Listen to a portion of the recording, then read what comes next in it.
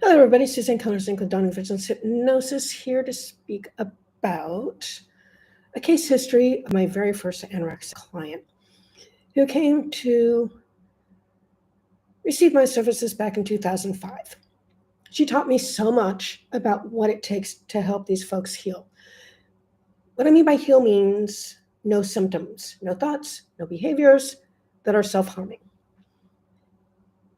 And the very important thing you need to understand is that it's possible. You see, when you go to these, conventional anorexic and bulimic treatment centers, they will tell you how to manage symptoms. I'm here to tell you that what these folks really do is they put these poor kids, most of them are kids in their teens and 20s, into a situation where all their rights are taken away, where they're basically treated like criminals, told what they can and cannot eat, whether or not they like the food involved. And I even had one client, not this one, another one, who was basically told off for eating pretzels with peanut butter, something that a malnourished person needs. It's called calories, it's called fat, it's called protein. These places are ridiculous. So anyway, this particular client had a perfect 5'9" bikini body. The treatment that she had undergone before finding me consisted of 2 inpatient treatment programs and an outpatient treatment program. And though we need to credit one of the programs, I don't know which one, helped her to gain enough weight to have height proportionate to weight, which was a good thing, they did not take care of any of the underlying emotional issues. And what actually happened was that she saw a flyer that I had up at Harvard University, where she was a student in a PhD program at the time, for smoking cessation. She called me and she said, I seem to have some of these really negative behaviors that you speak about in this brochure. And she explained to me about how she would go to the 7-Eleven close to her, walk around the store, buy a loaf of bread, bring it home, spread out a bunch of newspapers, chew the bread, and then spit it out onto the paper and dump the whole mess into the trash. It was a behavior she wanted to stop. And I asked her at that point, because she didn't say at this point that she had any eating disorder problem, past or present, did she have a history of anorexia? To which she said yes. She was interested in getting treatment to stop that behavior. But what I want to bring out, and what's really important, is that it wasn't just that behavior that needed to be gone. It was the people-pleasing behavior that she had. She had a boyfriend at the time who was studying in France, 4th-floor apartment with a balcony. He'd get on the phone with her, a cell phone service she was paying for, God only knows why, and tell her how he was really unhappy and wanted to throw himself over the balcony. To which I told her that she needed to tell him that if she needed mental health problems, to go seek appropriate help, because she was not licensed and could not help him with this particular problem. It so happened that she went over to France and helped him move back to the United States. They both went to Yale University together. And she went from studying pre-med to Russian literature, which she finally got her doctorate in and is doing very happily in the academic space. A very, very difficult space, high competition. What I need you to understand is that we need to understand the emotional traumas that these patients undergo that helps them to develop these defense mechanisms that we call, in this situation, anorexia. When we understand the emotional traumas, which is very easy to do when we go into their subconscious mind, because hypnotists do not work in the conscious mind as your conventional therapists do. Your conventional therapists will work in the prefrontal cortex. That's where all your reasoning, judgment, rationalizations happen, which is why they have very limited success and they manage symptoms. I'm here to tell you that if you have someone who actually knows what the hell they're doing and understands the physiology, because you have to understand the body-mind connection, you need to understand, as a practitioner, the need for healthy proteins, which make the amino acids that create the neurotransmitters for clarity of thinking, as well as emotional regulation, along with the proteins that we need to rebuild the body. And if you're malnourished, yeah, you do need to have a rebuilding of your body. This is why most hospitals will serve a lot of proteins in their jellos, puddings, eggs, etc. along with all the other crap they serve. The body needs protein to regenerate. So she was able to overcome her emotional trauma. She understood what was going on in the household in which she resided, where she had a mother with anorexia as well. She had an alcoholic father, and she needed to be able to let go of the negative emotions that were attached to these individuals in her life and to forgive them and move on. That doesn't mean forget. You never want to have a forget of these situations because you don't want them repeated later on in your life. But you do need to forgive the people, or they end up holding a place in your brain with a lot of anger, resentment, sadness, shame, guilt, whatever it is that one holds when we hold these people in our brain space. We have to let that stuff go or we can't move on. And she was able to do that. So, what does it take to help these folks? Well, I think the first thing we need to do is listen to them. Conventional therapists don't listen to their patients. They tell them what they're going to do with their licensure and all their fancy designations, which honestly don't mean anything if you're not willing to listen to your patient. Your patient knows what works and what does not work. So the first thing that needs to happen is you have to open your ears, listen to them, listen to what they're not saying, and between the words of what they're saying, something that we are trained to do in hypnosis training and even more so in neurolinguistic programming training. Secondly, if you want a person to eat, let them choose what they eat. And with hypnosis, we can actually program them to eat healthy foods once we get their okay to do that, because no patient or client is going to take suggestions that they don't agree with. It doesn't work. So they have to understand why they need these healthy foods, why they need healthy fats for their brain function, for their eyes to function, for the myelin sheaths and their nerves to work. The myelin sheaths is fat, and it protects the electrical circuits in the nerves so that they can send the messaging that needs to happen through the body, through the nervous system.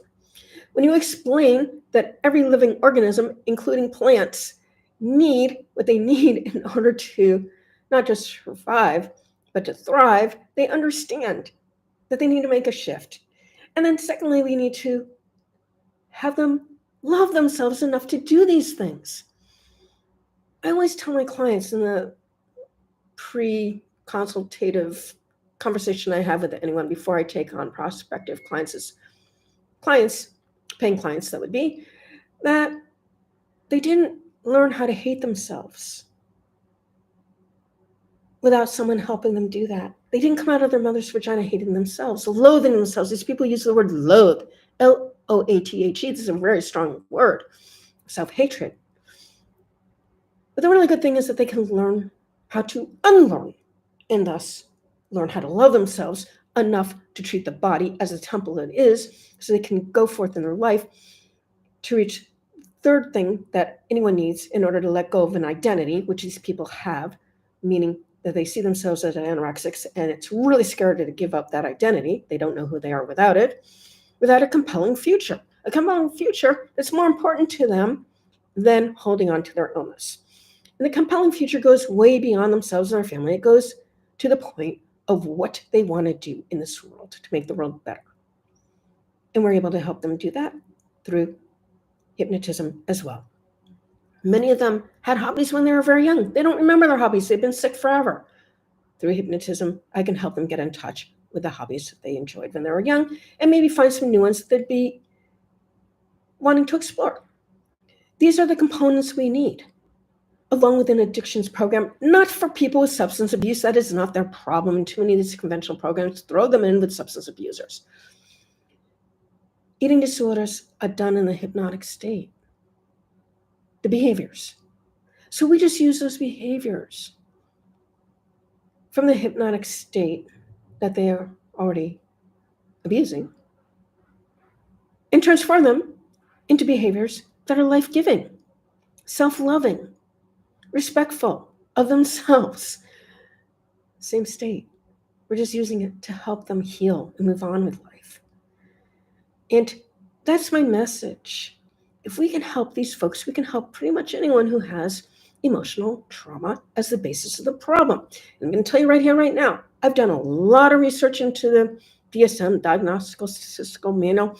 The way that this thing is written is by a bunch of people who are members of the American Psychological Association.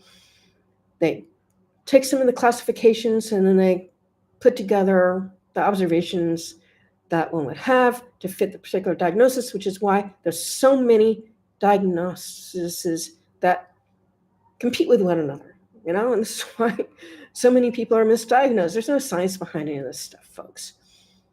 Go look it up yourself.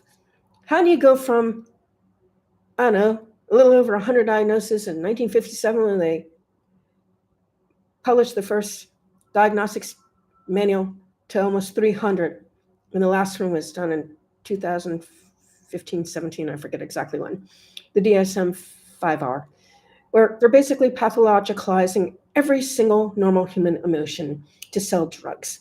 That's right. They come up with a diagnosis so they can sell more drugs. Isn't that lovely? People aren't allowed to grieve, and I have this to share with you too. I had a professor who was very sweet, and she told me when she went to go see her therapist, she did not want to have the diagnosis because she had normal emotion of grief with the death of one of her children. It was just grieving, and her therapist abided by that. Okay? Even she understood the problems that arise when we have these labels thrown in our medical histories. It needs to stop, and we need to learn how to help people heal and move on with life, because it can happen. The only people who really can help through hypnosis are the people who have true personality disorders. No one can help them. Although I did have a guy several years ago who came to me and he just sent me a thank you update in my Facebook. He didn't watch my latest video, but what he did do was made a comment on it. The fact that I helped him overcome his problems. And I'm redoing this video because the first one, apparently the camera was really blurry. I'm going to keep them both up there and see what happens. I don't know, figure it out later. But the bottom line was he didn't come to me for anorexia. He came to me because he was telling too many stories, was being too verbose, and he was turning potential friends away. But in so doing, he dropped 80 pounds. He built his business again. He always had a happy marriage, so I didn't help him with that. He was doing fine there. And was astounded at how well he's been doing all these years later. And I thank him very much for making that comment out there in the public, because people need to understand. Actually, it was on my Facebook page. Suzanne, it was actually under as Kellner-Zinck as my Facebook page. And he actually had the before and after photos of his weight loss. So I could help him, even though he had narcissistic type qualities, but he didn't have the full-blown personality disorder, which I told him when he called me, because I said, narcissists know they have all the answers, so they wouldn't be looking for help in the first place. So he certainly didn't have the personality disorder full-blown. So I could probably help him. And in 3 sessions, they're about 3 hours each, he was done. Yeah, it doesn't take long when you know what you're doing.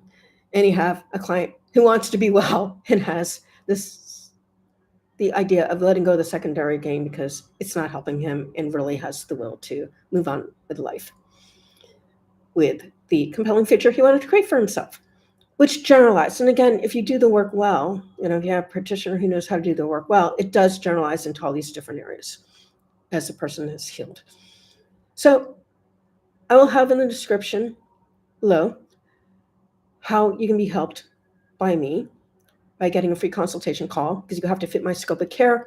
I have to like you enough to want to spend a lot of time with you, and you have to like me enough to be treated by me, even if you are going to be kicked in the proverbial ass, because I will kick you in the proverbial ass, because it's the only way that anyone is going to grow and move on. When they're used to being cuddled and treated like victims by the conventional mental health people.